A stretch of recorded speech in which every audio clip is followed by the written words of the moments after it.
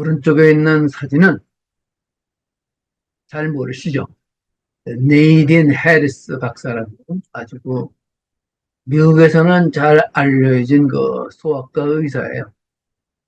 그런데 집중력과 행복 오늘 10강에는 네이딘 해리스 박사 얘기를 중심으로 펼쳐나가려고 합니다.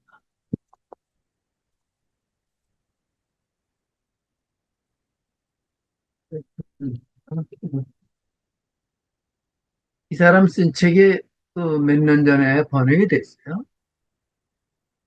불행은 어떻게 질병으로 이어지는가? 그래서 어린 시절의 트라우마가 신체 건강에 미치는 영향을 이렇게 서브타일로 달아서 번역이 됐어요. 원서에는 The Deepest Well, 아주 깊은 우물, 영어 원서가 아, 그 책인데 어린 시절의 그 트라우마가 결국은 평생의 건강에 영향을 미친다는 아주 중요한 책을 써서 미국에 큰 영향을 줬고 우리나라에도 많은 영향을 준 것으로 알고 있습니다. 이 사람은 공중보건 전문가예요. 학벌도 1고 물론 하버드까지 나온 재원이죠. 근데 이 네이든 버커 해리스라는 여자가 연봉 소위 얼마든지 높은 연봉을 받을 수 있는 병원에 취직도 할 수 있었는데 2007년에 샌프란시스코의 그 베이뷰 헌터스 포인트라고 아주 가난한 동네예요.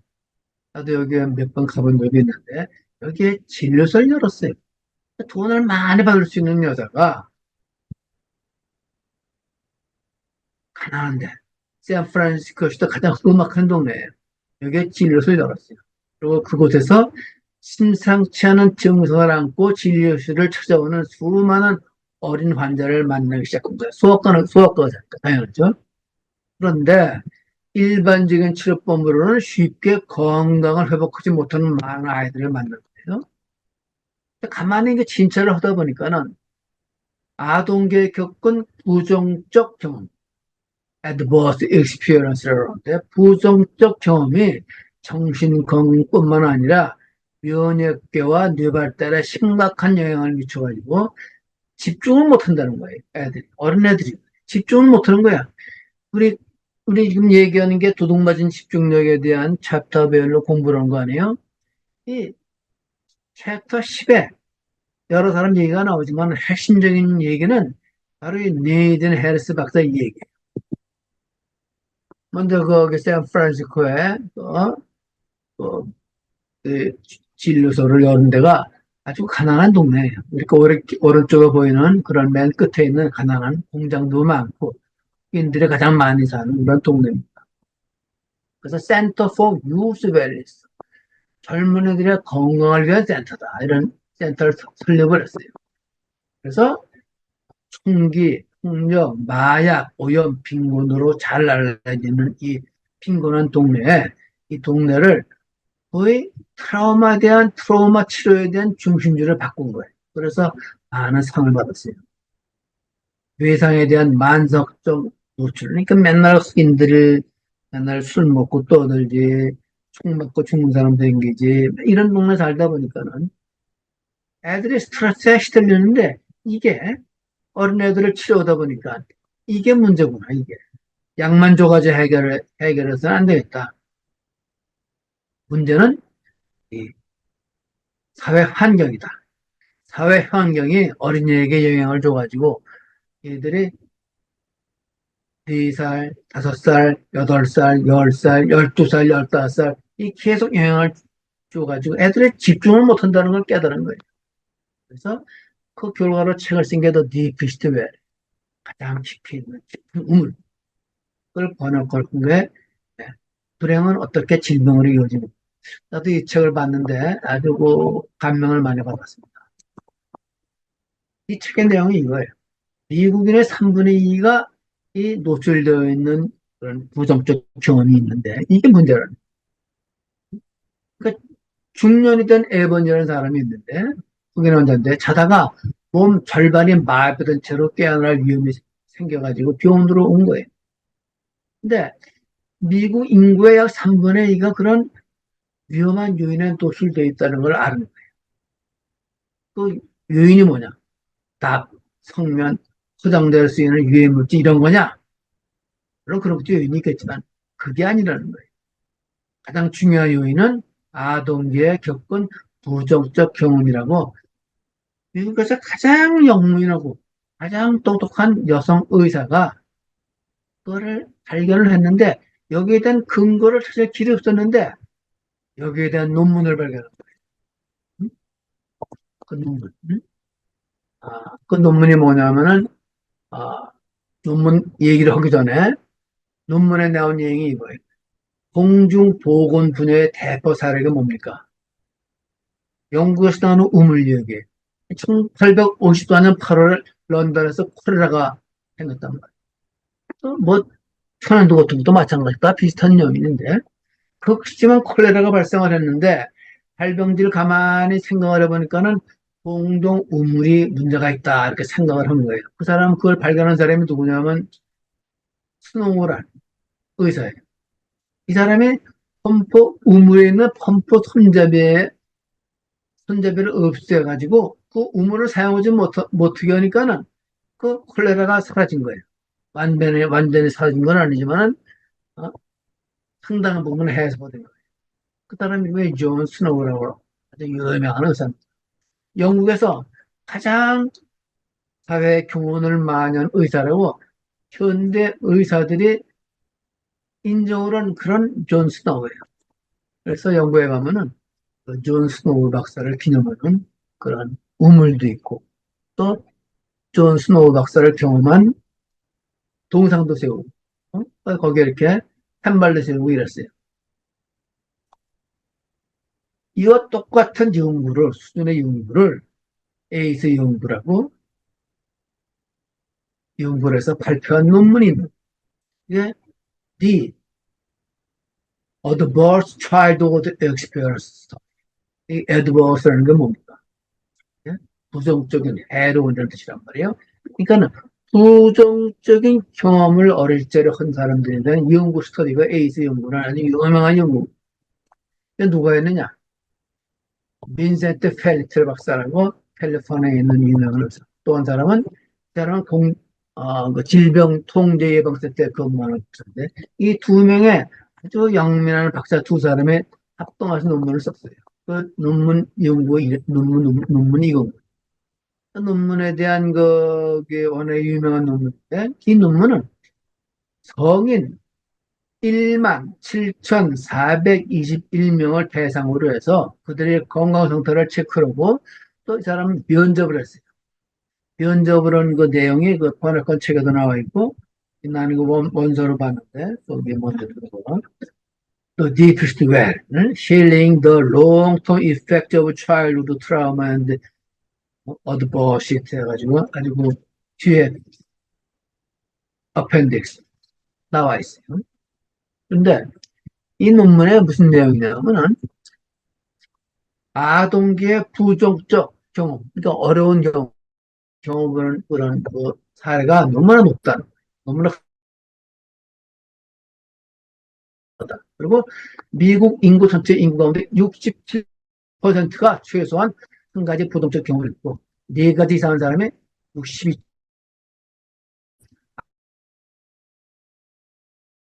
부정적 경험과 나쁜 건강 푸드 리스폰스 릴레이션십 그러니까 용량 여행 서로 영향을 받는데 그러니까 부정적 경험 많이 할수록 집중도 못하고 여러 가지 그런 결론을 그 논문에 쓴 거예요. 그러니까 보통 사람들은 자기는 알고는 있지. 어렸을 때 나쁜 부모 밑에 자랐으면 말이에요. 해로운 영향을 끼치는 건 다. 근데 그거를 무려 2만 명 갖고 온 사람들을 전부 다 면접으로 대 논문이 유명한 논문인데 그래서 A 수가 4점 이상한 사람은 0점인 사람에 비해서 가능성은 2.5배, 알코올 의존 가능성은 5배, 맥주, 마약을 사용할 가능성은 10배. 굉장히 영향을 미치는 거죠. 이게 엄밀한 데이터에 의해서 증명하는 논문이 바로 거예요. 그 우리 왜 거기 베일런트라는 유명한 거, 또 하버드 연구가 있잖아요. 7, 80년 동안 연구를 한 거예요. 젊은 사람들. 대학생들을 부터 시작해가지고, 대학생 때부터 지금 90대 후반에 이르기까지 꾸준한 연구를 한 논문이 있잖아요. 그런 논문들이 미국은 그런 논문들에 돈을 주고, 그런 논문들의 결론을 이 해리스 박사 같은 사람이 인용을 해가지고, 치료에 이용을 하고, 얼마나 더 멋있는 사회입니까? 그래서 담배나 술처럼 해로운 도파민 자극제에 의존하는 것을 방지하고 싶다 그러면은 삶의 초기에 역경을 겪는 일이 없도록 해줘야 한다는 얘기예요. 문제는 나쁜 영향을 준 부모 또한 그의 부모나 환경에 의해서 그런 사람이 됐잖아요. 이런 걸 이해하는 게 필요하다. 그런 깊은 이해의 바탕을 근거로 해서 악행의 대문님을 마침내 끝날 수 있게 된. 그러니까는 참 사회가 서로 연관이 되어 있는 거예요. 그러니까 지금 사람인데요. 지금 부자들이 지만 좋고 지 자식만 잘 되면 잘 되려고 몇 천만 원씩 들어가지고 어? 어렸을 때부터 아이 보내고 애 보내고 그래봤자 그 사회 어려운 사람들이 많이 나오면은 그 어려운 사람들이 끼치는 해악 때문에 그 돈이 다 소용이 없는 거예요. 사회가 불안해지고 그런 사회 속에서 한 인간이 어떻게 건강해집니까? 저는 지난 몇십 년 동안의 신경과학 연구 결과로 그러니까 뉴로사이언스라는 게 뭐 여러 가지로 뭐 심리학이라든가 사회학이라든가 모든 측면에 다 발달할 거 아니에요. 그래서 서로 그 종합으로 연구할 학자들이 많이 생기는 거예요. 그 사람들이 연구해서胎기와 아동기 초기는 발달의 결정적 시기자 예민한 시기다. 그러니까 특별한 시기다 이거예요. 또 결정적 시기다 이거예요. 이런 결정적 시기에 특정 경험의 유무에 따라서 돌이킬 수 없는 변화가 일어나는 그 때가 결정적 시기인데 이 결정적 시기를 잘 보호하지 못하면은 살인자도 생기고 테러리스트도 생기고 이렇다는 거예요. 그러니까는 톡식 스트레스라는데 이 사람은 유독성 스트레스 문제는 정대장 문제나 지역의 문제, 성격 문제가 아닌 이건 생물학적 메커니즘이니까는 이걸 어떻게 이건 자연적인 거예요. 이런 우리는 서로를, 이전과는 다른 관점에서 서로 봐야 한다는 거예요. 서로 연관이 있다는 거예요. 일단 불교 사상에 나오는 우리는 서로 연결되어 있다는 게 이게 과학적으로 엄격한 데이터에서 증명을 한 거예요. 인드라방에 대한 연구를. 그러니까 불교의 원리가 자비심의 원리를 최근 과학에 밝혀내는 거예요. 그래서 현재 톡식 스트레스, 유독성 스트레스 문제는 소아암에 비하면 그 치료가 아직 초기 단계에 있지만은 이제 우리는 이 문제를 정면으로 보고 대응하기 시작했다. 어? 그래서 우리 사회의 산재한 많은 문제의 원인이 아동기에 부정적 경험이 있다는 것을 이해하면은 아이들이 겪는 부정적 경험을 죽이고 보호자들의 능력을 향상시키는 노력이 의미가 있다. 여기에 시작해서 우리는 문명의 다음 단계로 나아갈 수 있다. 이게 그 논문의 결론이고 이 책의 지어자 그래서 도덕맞은 집중력 이쓴 요한 하리가 이 10장을 말이에요. 10장에 중요한 인터뷰를 여러 사람이 있는데 내가 네이든 해리스를 박사로 잡은 이유입니다. 물론 뭐 이거 에이스 정보를 에이스 정보를 해석해서 효율적인 교육 커리큘럼을 만들고 유독성 스트레스의 생체 지표를 식별할 수 있는 혈액 검사를 개발. 중요한데 광범위한 해결책들을 개발해서 유독성 스트레스의 해악을 조금씩 그리고 성큼성큼 줄어나가는 것이 공중보건학에 나갈 길이다. 내가 어저께 거기 고혈압 체크 때문에 병원을 갔다 왔는데 거기 혈압 검사를 하잖아요. 당연한 정상이라고 나와요. 이렇게 어린아들의 에이스 정보라는 건 뭐냐면은 어렸을 때의 경험이 나이 들어서 미치는 영향을 산출한 거네. 이거를 여기 이런 걸 갖다가 그냥 말로 하는 것이 아니라 그냥 저기 뭐 상담을 해가지고 상담에서 나오는 효과가 아니라 혈액 검사까지 할 수 있는 거예요, 이걸.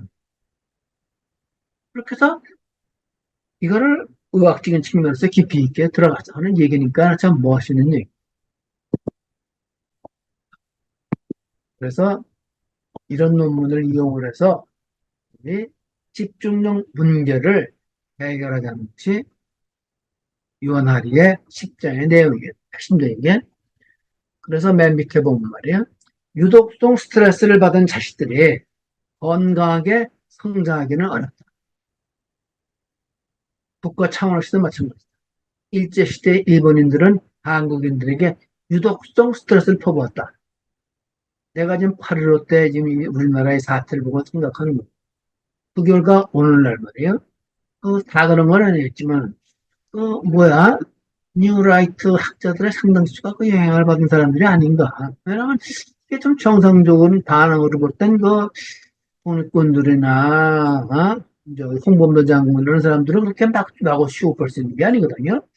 어떻게 안중근이나 김구 같은 사람들을 테러리스트로 얘기한다는 게 내 차원에서는 좀 이해하기가 어려워요. 그런 사람들은 그런 학자들을 어떻게 여느냐. 아무리 수많은 데이터를 모으고, 일본에 가서 연구하고, 그 사람들 장학금 받아가지고 돈을 갖고 연구를 해도 그 데이터를 갖고, 그렇게 결론을 내긴 난데 뭐 어렵다고 생각하거든요. 이거를 어떻게 해석을 할 것인가. 그건 내 개인적인 차원의 해석이니까 참고하시고. 그래서 이도 해리스 박사가 톡식 스트레스를 막는 6가지 방법을 얘기했는데, 다 상식적인 얘기예요. 잠을 잘 자고, 정신건강 관리하고, 인간관계 잘 유지하고, 운동하고, 영양섭취하고, 뭐 이런 얘기예요. 다 알고 있는 얘기예요. 특별한 거 아니에요. 그래서 아동교육 불행은 개인이나 한 가정의 노력만으로는 해결할 수 없는 문제다. 개인을 둘러싼 가정의 주변 환경의 사회 시스템이 그 사람의 건강을 저하한다는 것이 측의 주장이다. 아이들은 한없이 연약하고 사회는 그 고통이 무지하다. 이건 미국뿐만 아니라 전 세계가 마주하고 있는 현실이다. 또 우리나라도 지금 광복절을 맞이해서 여러 가지, 오늘 광복절 아니 문제가 이렇게 드러나는데, 이거를, 부딪힐 게 아니라, 그러니까 정면으로 부닥쳐가지고 이거 해결을 해야 될 것 같아요. 이게 쉽겠어요? 이게 절대 쉬운 문제가 아닌데. 왜냐하면 지금 프로 많은 사람들이 지금 거기 유관단체에 들어가 있잖아요. 그것도 장으로.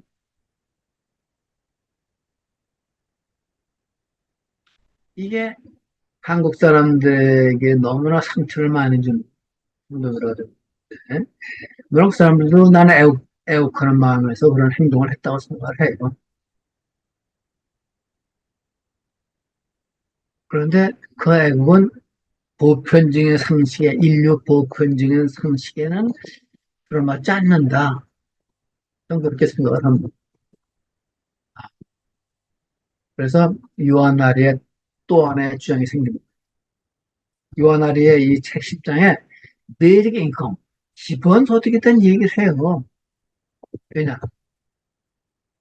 그, 그 아이들의 상처를 많이 받는 건 부모 때문에 그렇다 그러면은 부모가 상처받는 원인 여러 가지 많이 있겠지만은 돈이 없는 거예요. 미국 시민 10명 중 말이에요. 6명이 위기에 닥쳤을 때 쓸 수 있는 저축액이 $500 미만이래요.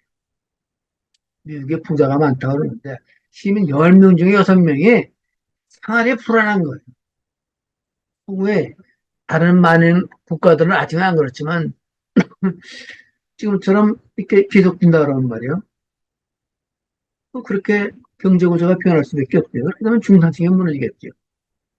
그러면은 이 경제적인 스트레스가 어린아이들한테 영향을 주고, 어른한테 영향을 주고, 또 어른한테 영향을 주는 것이 또 젊은이한테, 아이들한테 영향을 줘가지고, 톡식 스트레스, 유독성 스트레스를 일으켜가지고, 아이들에게 영향을 줘가지고 애들이 집중을 못하고, ADHD도 걸리고, 여러 가지 문제가 생긴다는 그 결론 아니에요. 가장 깊이 있는 학자들의 결론이에요. 이게, 저희, 이 해리스 박사만 얘기하는 거는요. 많은 학자들 인터뷰도 다 이렇게 돼 있어요. 대표적으로 내가 해리스를 내가 이름 쓰는 겁니다. 그래서 이, 이 해리스 박사의 책, 이 해리스가 아니라 그렇지 해리스 박사 책, 디피스트 웨를 쓴 책을 내가 번역한 책을 보니까는 그 번역된 책의 맨 앞에 말이야 추천하는 사람이 한국 사람을 추천을 번역하는 사람이 붙여놨어. 근데 그건 잘했다고 생각해. 물론 영어 원서에는 이 추천서가 안 들어있습니다.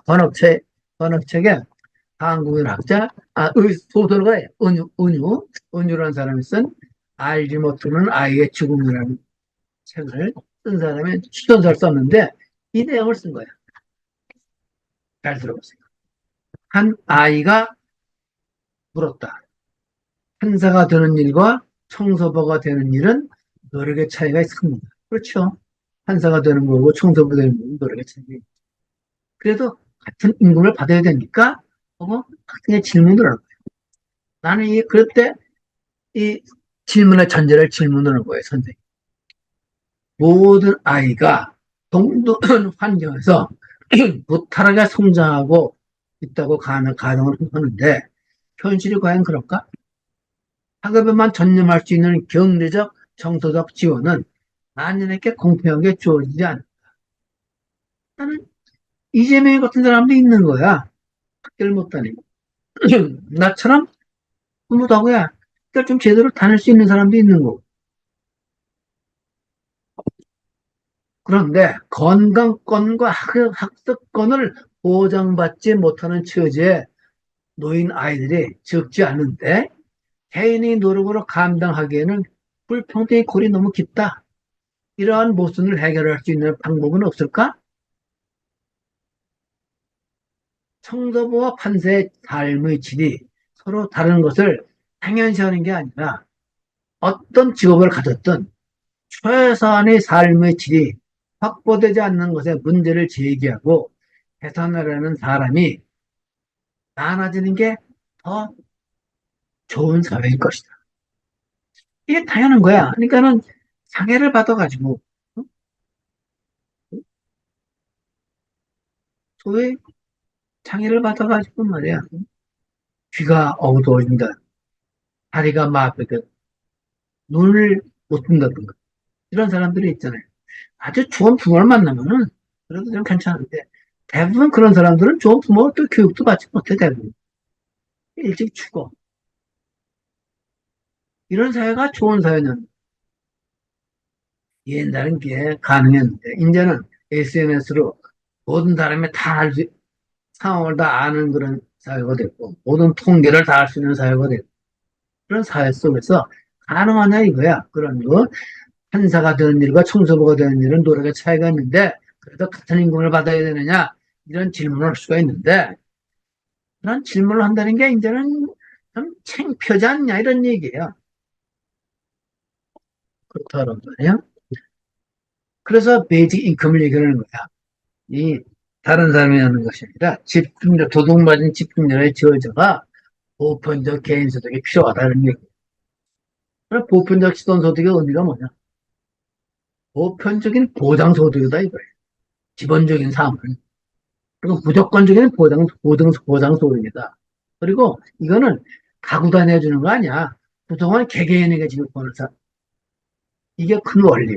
그래서 모든 구성원의 적절한 최소한의 삶을 보장한다는 점에서 그리고 하루 이 점만 있는 것이 아니라 모든 사회적 생태적 전환에 기초가 된다는 점에서 기본소득은 보편적 복지 그 이상이다. 다시 말하면 말이에요. 사회적 생태적 전환이라는 거는 기후 위기를 맞아가지고 기후 위기 맞으면 말이에요. 다 죽잖아요. 다 죽어. 이런 위기에 맞아가지고 말이에요. 사회적 생태적 전환이 일어나야 되는데, 이런 전환 때문에 제레미 리프킨 같은 사람이 보편적 기본소득을 얘기하는 거예요.